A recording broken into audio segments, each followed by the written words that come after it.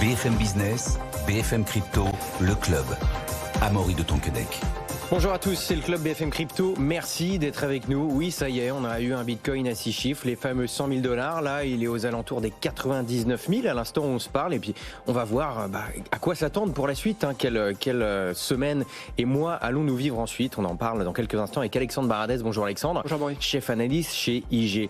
Et puis, transformer l'industrie musicale grâce au Web3. Et oui, il y en a qui arrivent à le faire. On en parlera dans un instant avec Agoria. Bonjour Agoria. Bonjour. Vous êtes artiste et un DJ reconnu, voilà, pour ceux qui ne vous connaîtraient pas encore. Et puis, on va faire un petit peu le tour du monde du Web3, état des lieux de l'adoption dans le monde avec Fabien Offrechter. Bonjour Fabien, vice-président en charge du Web3 chez Vivendi. Et puis, vous êtes aussi secrétaire général de la Ligue pour la sécurité du Web3 et aussi maire de Verneuil-sur-Seine. Voilà, Bonjour Amaury. Triple casquette. D'abord, Alexandre, je propose qu'on fasse un point tout simplement sur le marché. Je suis ravi de vous avoir en plateau parce que d'habitude, pour ceux qui nous suivent, vous êtes à distance et là, on va pouvoir parler longuement avec vous. Donc, j'en suis ravi. Alexandre, je disais, voilà, on a eu les 100 000 $ sur le Bitcoin la semaine dernière. Bon, c'était assez fou. Il y a eu une période d'euphorie. Là, c'est retombé un petit peu.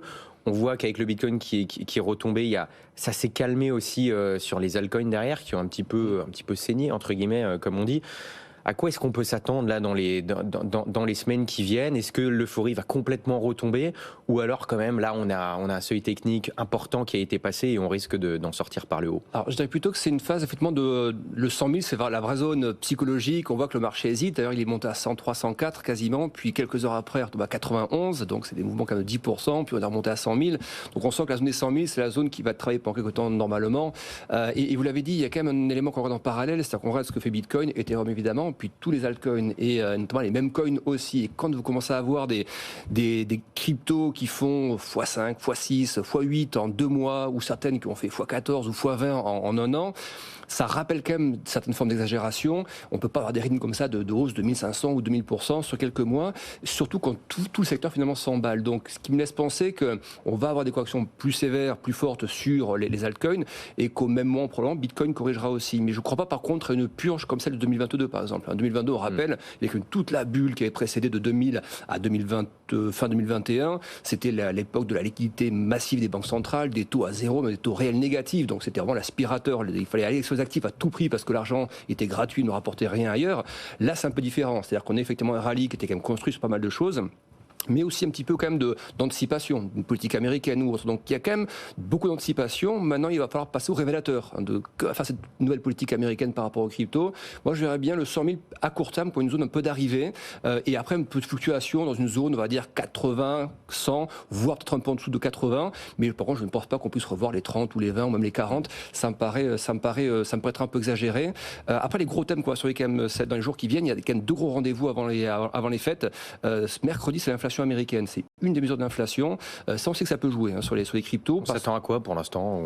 Alors l'inflation, quand on la regarde aux États-Unis, il y a plusieurs mesures, mais on va faire rapide. La mesure la plus importante, celle qui est surveillée par la Fed, ça fait 5 mois qu'elle n'a pas fait de progrès vers l'objectif. Alors ça ne veut pas dire qu'elle rebondit pour autant, mais ça fait 5 mois que l'inflation sous-jacente, qui est surveillée par la Fed, est sur une phase de léger rebond. Et celle qu'on aura mercredi, c'est la deuxième mesure d'inflation. Donc justement, on va voir où elle en est. Mais elle aussi, déjà depuis quelques mois, ne fait plus de progrès.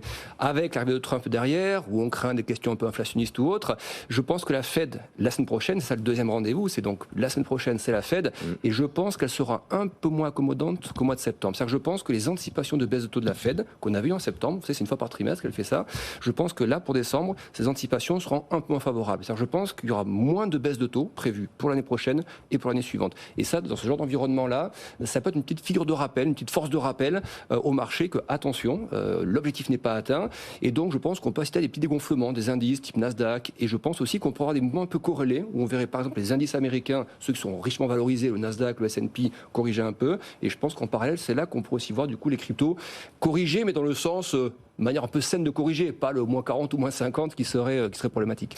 Je vois Agoria qui s'interroge un petit peu sur ces potentielles baisses de, enfin pas baisse de taux, mais baisse de taux qui seraient moins fortes à venir. Alors moi, je ne suis pas du tout économiste, et moi je suis plutôt un utopiste plus qu'un économiste. Je suis un maximaliste dans l'âme. J'ai acheté des cryptos il y a quelques années. C'était 1932, 1933. Donc je crois dur comme fer en fait à cette utopie, à ce système, au fait que ça peut même être un jour un moyen de réduire la dette pour les États. Je pense qu'on va arriver dans ce genre de narrative dans les prochaines années. Donc moi, peu importe que ce soit 80, 100, 120, je pense que pour ceux qui n'en ont pas, n'hésitez pas à en acheter quand ça baisse. Et pour ceux qui en ont, je pense qu'il faut les garder. Voilà, bon, en tout cas, vous êtes long terme. Justement, avec Fabien, on va faire un petit peu le tour du monde des pays, mais une actualité, Alexandre, c'est quand même le FMI qui recommande au Salvador de réduire son utilisation du Bitcoin. C'est quoi cette histoire? Alors pour l'instant, c'est une source. C'est Financial Times qui a des sources proches de négociations entre le FMI d'un côté et le Salvador de l'autre. Et le FMI serait sur le point, donc d'ici 2 à 3 semaines, de trouver un accord avec le Salvador pour un nouveau programme de prêt de 1,3 milliard de dollars avec des contreparties assez classiques, à savoir réduction des déficits, des choses qu'on voit ailleurs, mais avec une partie quand même qui touche le Bitcoin, à savoir que le FMI demanderait, je mets ça au conditionnel parce qu'il faut attendre de voir les termes de l'accord concrètement, mais demanderait de ne plus reconnaître le Bitcoin comme une monnaie légale, sachant que le Salvador était un des premiers, voire le premier à accorder ce statut à Bitcoin.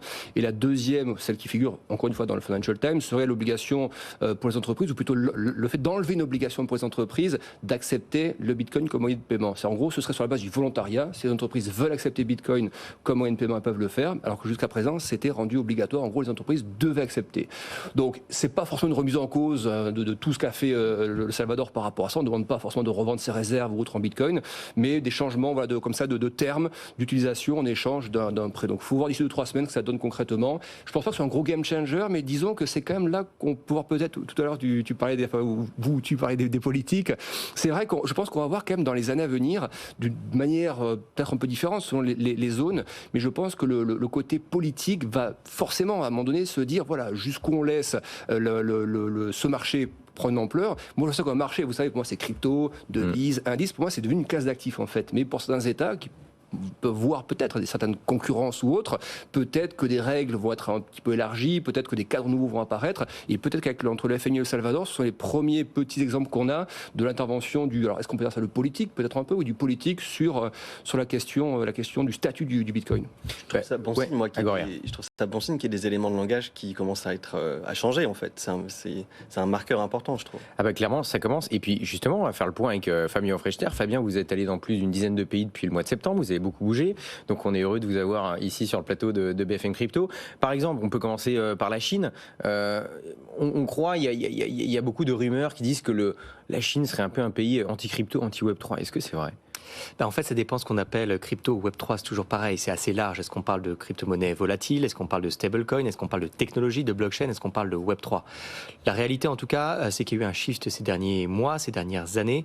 Depuis à peu près 1 an, maintenant, la blockchain publique, c'est plus du tout un gros mot en Chine. Et même, j'irais jusqu'à dire qu'avec l'essor de l'IA générative, eh bien, le Web3 est devenu l'outil utilisé par les plus gros corporates. Et je parle de toutes les plus grosses agences de publicité, par exemple, voire même de la bourse aux actifs culturels de Shenzhen, qui vont utiliser des blockchains publiques pour protéger les contenus.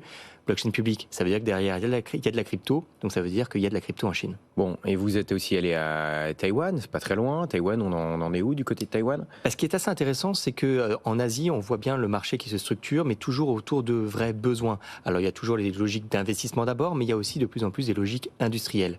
Et on voit encore une fois qu'à Taïwan, ce qui est en train de se passer, c'est l'utilisation de la blockchain publique toujours pour protéger, certifier des contenus. On repart même de zéro pour pouvoir alimenter avec des contenus signés les IA génératives propriétaires des différents acteurs, notamment du gaming.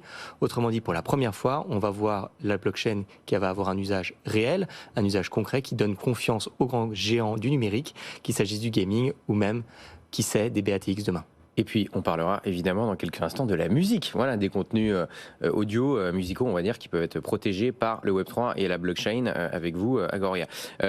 Vous êtes allé au Maroc aussi, Fabien ? Ce qui est assez intéressant, c'est qu'on voit bien ce mouvement au Maroc. Il y a encore quelques semaines, c'était interdit. La crypto était juste interdite. Interdit, carrément. Complètement interdite. Ouais. Et on est pourtant dans un pays où tout se passe en cash, où justement la digitalisation du cash n'est pas encore tout à fait à l'ordre du jour. Mais on voit la nouvelle ministre qui vient juste d'être nommée, qui vient de favoriser, de pousser avec l'accord du roi la crypto pour devenir avec un nouveau cadre permettant de légaliser les cryptos. C'est intéressant parce qu'on voit bien que ce mouvement, il est évidemment suite à l'élection de Donald Trump et à l'arrivée d'Elon Musk sur les sujets numériques et au Doge, notamment aux États-Unis. Mais on voit surtout que c'est un mouvement qui est global et qui va à peu près aussi vite que celui de l'IA générative. Moi, c'est quelque chose que j'ai beaucoup retenu puisqu'on parlait de Chine il y a quelques secondes. En France, lorsqu'on a besoin de construire une voiture à partir des pièces, eh ben, on met quelques heures pour le faire.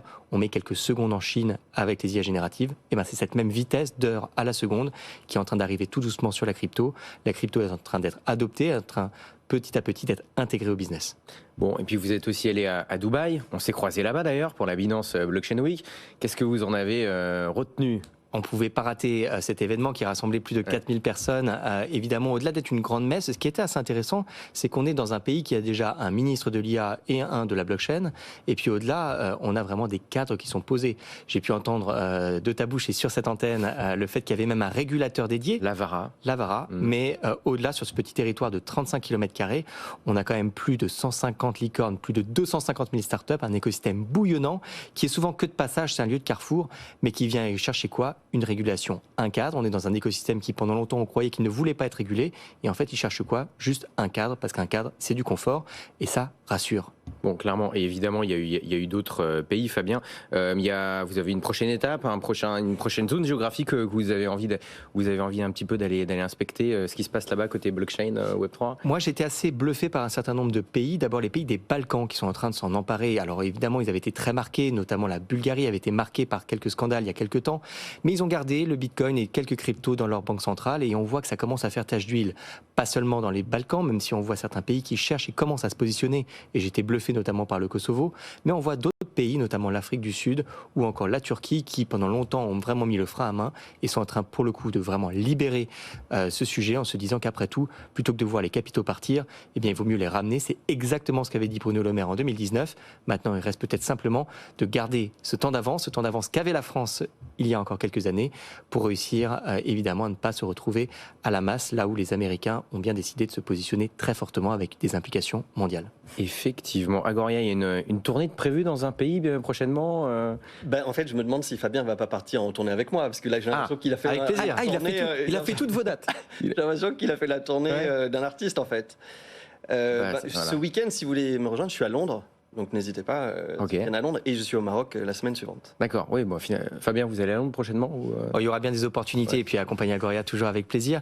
Mais ce qui est intéressant, c'est vraiment comment on peut intégrer le Web3 dans le quotidien, dans les usages. Et je pense que Agoria, pour le coup, c'est vraiment le nec plus ultra de ce qui peut se faire dans l'art et la musique. Et bien justement, parlons-en. Donc Agoria, vous me dites si je me trompe, mais je vais essayer de résumer simplement. Vous allez sortir récemment un nouveau son, un nouveau morceau.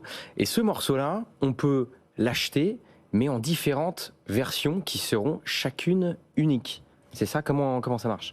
Alors, je suis parti d'un constat qui était que, personnellement, moi, j'écoutais pas la musique de la même façon que je pouvais l'écouter il y a 10-15 ans. J'ai l'impression que l'accessibilité, le fait que tout soit facilement disponible très rapidement, on parlait de la rapidité des IA, mais c'est vrai pour tout, on implique avoir n'importe quel morceau de musique grâce à toutes les DSP, que ce soit Spotify, Apple, Deezer, etc. Et je me suis dit, finalement, est-ce que notre affect pour un morceau est le même qu'il y a 10 ans, quand on allait dans un magasin de disques chercher un vinyle ? Moi, quand j'ai commencé, j'étais là avant même que le livreur amène des disques de Détroit ou de Berlin, parce que je me disais, si je suis pas là, je l'aurais pas, ce disque. Je n'aurais pas ce morceau. Vous êtes en train de nous dire qu'avant, il y avait une sorte de concept d'inaccessibilité, de rareté, qu'il n'y a plus tellement aujourd'hui, quoi. Et donc, j'y venais, c'est magnifique comme transition. Pardon, je voulais pas. Non, c'est parfait. L'idée, c'est de, à nouveau, rendre la musique un petit peu plus rare. En tout cas, l'expérience qu'on a avec cette musique, un peu plus rare. Donc moi, j'ai sorti, c'est pas un truc de feignant, hein. J'ai sorti mon propre morceau, ma propre version studio. Mais on n'a jamais dit ça. On n'a jamais dit ça. Et c'était un morceau avec Nile Rodgers et Madison McFerrin. Donc Nile Rodgers, que j'ai pas besoin de présenter, fondateur de Chic, entre autres.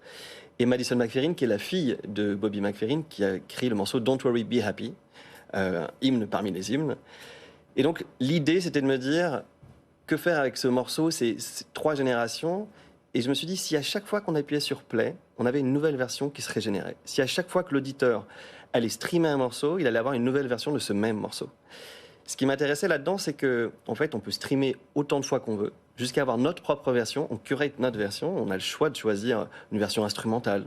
On a le choix de choisir une version avec une intro de 3 minutes sans voix ou avoir même une version perpétuelle. Il y a une version perpétuelle qu'on a mis aux enchères la semaine passée.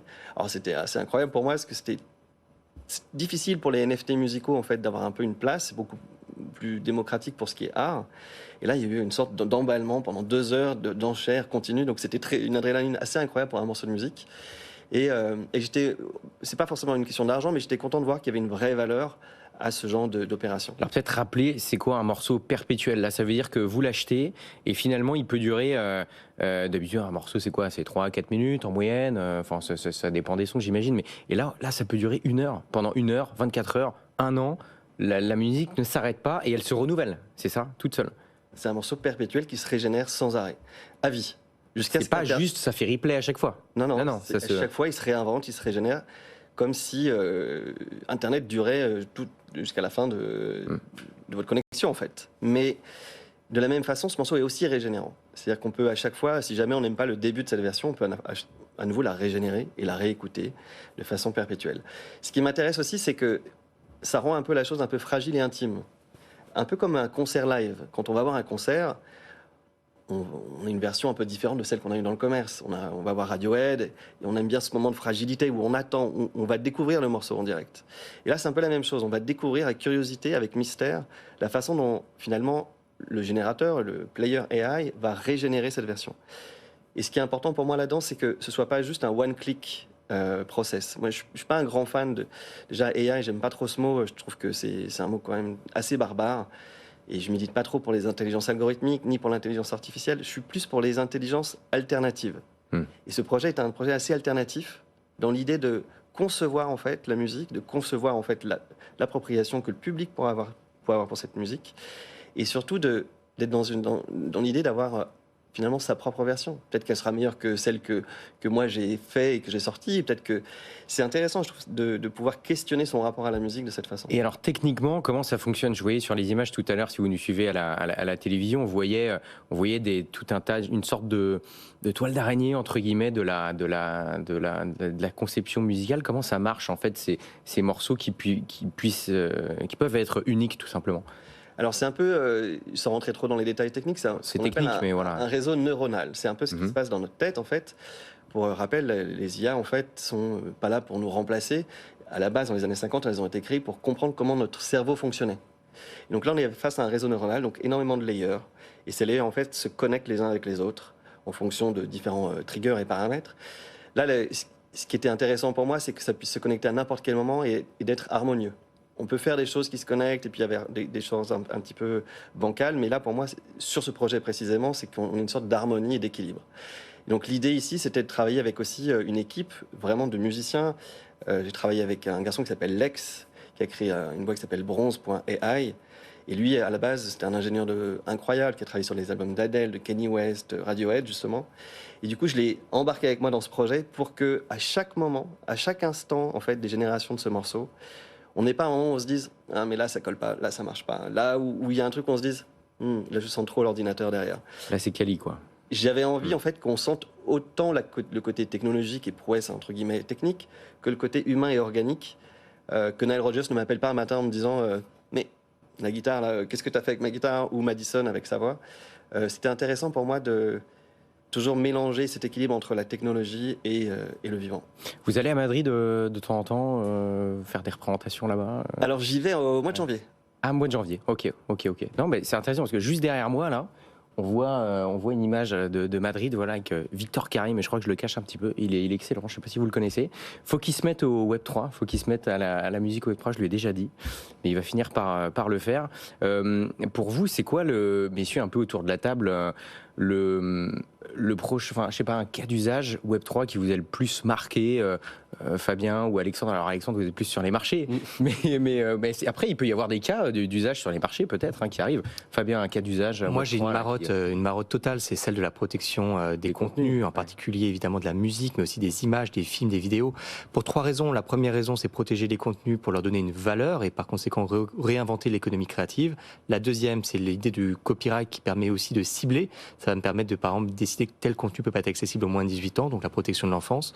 Et puis enfin, évidemment, la lutte contre les deepfakes et les fake news et tous ces sujets. J'espère, je souhaite, je rêve qu'ils soient à l'ordre du jour, surtout ces prochaines semaines, jusqu'au sommet de l'IA en février prochain, parce que c'est là qu'on attend les réglementations, les régulations, qui seront pas seulement pour la France, mais qui, depuis la France, pour le coup, devraient rayonner sur le monde.